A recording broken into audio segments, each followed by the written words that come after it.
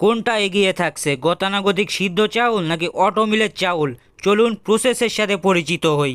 আসসালামু আলাইকুম ভিউয়ার্স, কেমন আছেন সবাই? আশা করি আপনারা সকলেই ভালো আছেন। আজকে আমরা কথা বলবো যশোরের মনিরামপুরে অবস্থিত ব্যাপারী রাইস মিল লিমিটেড সম্পর্কে। আমরা মাছে ভাতে বাঙালি হলেও আমরা অনেকেই জানি না কিভাবে ধান থেকে চাল তৈরি করা হয়। সুতরাং এই প্রসেসটা আজকে ইনশাল্লাহ আপনাদের সামনে সুন্দরভাবে উপস্থাপন করব। আপনারা এত সময় মিলের বাইরের দৃশ্যটা দেখলেন, চলুন এবার মিলের ভিতরের দৃশ্যটা দেখে আসা যাক। মিলের ভিতরে প্রবেশ করার সাথে সাথে আমরা দেখতে পাবো আমাদের শ্রমিক ভাইয়েরা বস্তা বহন করছে এবং বস্তা থেকে ধান বের করে মেশিনের ভিতর দেওয়া হচ্ছে, যার মাধ্যমে ধানটা চালে রূপান্তর হবে। আপনারা জানলে অবাক হবেন, মেশিনের ধান ধারণ করার ক্ষমতা প্রায় ৩,৫০০ মনেরও বেশি। আপনারা দেখতে পাচ্ছেন উপরে একটি মেশিন আছে যেখান থেকে গরম পানি পড়ছে এবং মজার ব্যাপার হচ্ছে এখানে সব ধান কিন্তু সিদ্ধ বা প্রসেসিং এর জন্য যাচ্ছে না। যেগুলো চিটা বা খোলা ধান সেগুলো এখানে জমা হচ্ছে এবং পরবর্তীতে এগুলো ফেলে দেওয়া হবে। ভিউয়ার্স, আমরা এখন দেখতে পাচ্ছি এখানে একটা হিটিং পাওয়ার মেশিন রয়েছে যার তাপমাত্রা হচ্ছে ৭৫০ ডিগ্রি সেলসিয়াস। তাছাড়াও এই অটোমিল প্রজেক্ট হচ্ছে ১৫০ কোটি টাকার। আপনারা জানলে অবাক হবেন, এখানে বিদ্যুৎ না থাকলে জেনারেটরের সুব্যবস্থা রয়েছে এবং আমাদের মেশিনগুলা ভোক্তাদের চাহিদা অনুসারে ব্রাউন এবং ক্রিম হোয়াইট কালারের চাউল দিতে সক্ষম। ভিউয়ার্স, উপরের দিকে আসলে আমরা একটি কন্ট্রোল রুম দেখতে পাবো এবং এখানে একজন ব্যক্তি দায়িত্বে রয়েছেন। এই ব্যক্তিটির সাথে কথা বলে আমরা জানতে পারি এখানে প্রায় ১০০ জন শ্রমিক কাজ করেন এবং ৬ জন প্রকৌশলী রয়েছে। অটো মিলের চাউলের মূল্য ৭০ থেকে ৮০ টাকা এবং সিদ্ধ চাউলের মূল্য ৫০ থেকে ৬০ টাকা, যেটা লোকাল চাউলের থেকে কোয়ালিটি ফুল এবং অনেক ভালো। তাছাড়া আমরা দিন দিন আমাদের চাউলের কোয়ালিটি আলহামদুলিল্লাহ আরও বেশি উন্নতি করতেছি। তাছাড়া আমরা শরীরের জন্য ক্ষতিকর কোনো রাসায়নিক ব্যবহার করি না, যেটা খুবই ভালো একটা দিক। চলুন ভিউয়ার্স, আপনাদেরকে আরও একটা স্পেসে নিয়ে যাওয়া যাক এবং সেখানে আপনারা আমাদের রাইস মিল সম্পর্কে আরও অনেক কিছু জানতে পারবেন। ভিউয়ার্স, এখানে আমরা দেখতে পাচ্ছি সম্পূর্ণ মিলের ভিতরে ধানের জন্য আগুন ব্যবহার করে জাল দেওয়ার ব্যবস্থা করা হয়েছে, যেটা অনেক সহজেই আমাদের শ্রমিক ভাইয়েরা করতে পারছে এবং এই আগুনের তাপ পরিবাহিত করার জন্য মেশিন ব্যবহার করা হয়েছে। তো ভিউয়ার্স, ফাইনালি এবার চলে আসলাম আমরা ফাইনাল স্টেপে, যেখান থেকে ধান সিদ্ধ হয়ে বের হচ্ছে। আরও একটা কথা বলে রাখি ভিউয়ার্স, এখানে 4টি মেশিন রয়েছে চাউল ফ্রেশ করার জন্য। মেশিনগুলোর চাউল ধারণের ক্ষমতা ৩,৫০০ মনের বেশি এবং ফাইনালি আমরা ফ্রেশ সাদা চাউল দেখতে পাচ্ছি। দীর্ঘ ৮ ঘন্টা প্রসেসিংয়ের পরে এই সাদা চাউলটা বেরিয়ে আসছে। আপনারা যারা চাউল কিনতে আগ্রহী, আপনাদের সবাইকেই পরামর্শ দিব নিঃসন্দেহে এখান থেকে চাউল কিনতে পারেন, কারণ এখানে আপনারা বাজারের তুলনায় কম দামে অর্থাৎ রিজনেবল প্রাইসে চাউল পেয়ে যাবেন। তাছাড়া চাউলের মধ্যে বিভিন্ন রকম রাসায়নিক ব্যবহার করা হয় যেটা শরীরের জন্য খুবই ক্ষতিকর, কিন্তু এখান থেকে চাউল কিনলে আপনারা একদম ফ্রেশ এবং ভেজালমুক্ত চাউল পেয়ে যাবেন, যেটা আপনাদের শরীরের সুরক্ষার জন্য খুবই ইম্পর্টেন্ট। এবার আপনাদেরকে দেখাবো কিভাবে গ্রাম বাংলার মানুষ ধান কেটে ধান থেকে কিভাবে চাল আলাদা করে। কৃষকেরা টানা রোদে ধান কাটছে আর এই ধান কেটে ধানের বোঝা কাঁধে নিয়ে হেঁটে চলেছে আঁকা বাঁকা রাস্তা দিয়ে।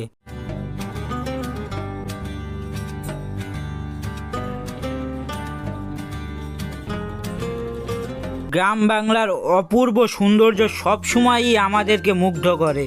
যেদিকেই তাকাই সেদিকেই শুধু সোনালী ফসল। আমাদের কৃষক ভাইয়েরা এত কষ্ট করে ধান কাটলেও হাসি মুখে তারা আনন্দের সাথে ফসলগুলা বাড়ি নিয়ে যাচ্ছেন। এইদিকে ধানগুলা বাড়ি এনে ধানের বোঝা থেকে ধানগুলা আলাদা করা হচ্ছে মেশিনের সাহায্যে।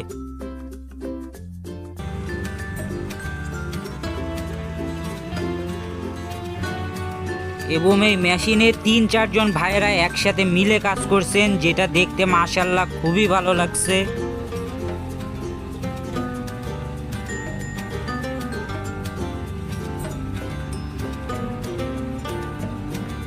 ধানগুলো ঝুড়ির মধ্য থেকে বোঝাই করে অন্য জায়গায় রাখা হচ্ছে। ভিউয়ার্স, আমাদের মাছে ভাতে বাঙালি হওয়ার পিছনে মাশাআল্লাহ কৃষক ভাইদের অনেক বড় অবদান রয়েছে। আমরা যে চাউলটা খাই এর পিছনে আমাদের কৃষক ভাইয়ের অনেক পরিশ্রম রয়েছে। তাদের এই অক্লান্ত পরিশ্রম এবং অবদান আমরা কখনোই ভুলব না।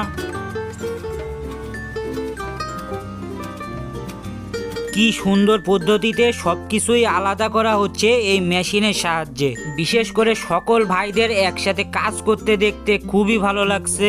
এবারে সেই আলাদা করা ধান সুন্দর করে বড় পাতিলাতে সিদ্ধ করা হচ্ছে।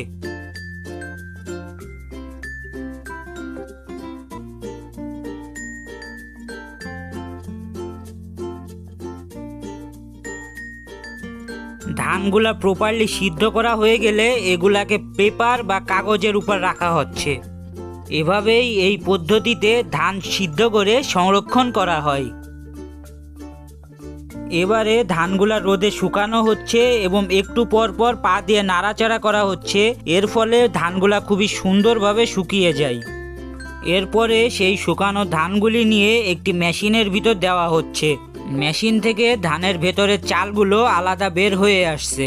একদিক দিয়ে চাউলের সাথে খুবই অল্প পরিমাণ কুড়া বের হচ্ছে। মিনিটের ভিতরেই ধান ভেঙে চাল বের হয়ে আসে। মেশিনটির সাহায্যে খুব সহজেই এভাবেই ধান থেকে চাল বের হয়ে আসে।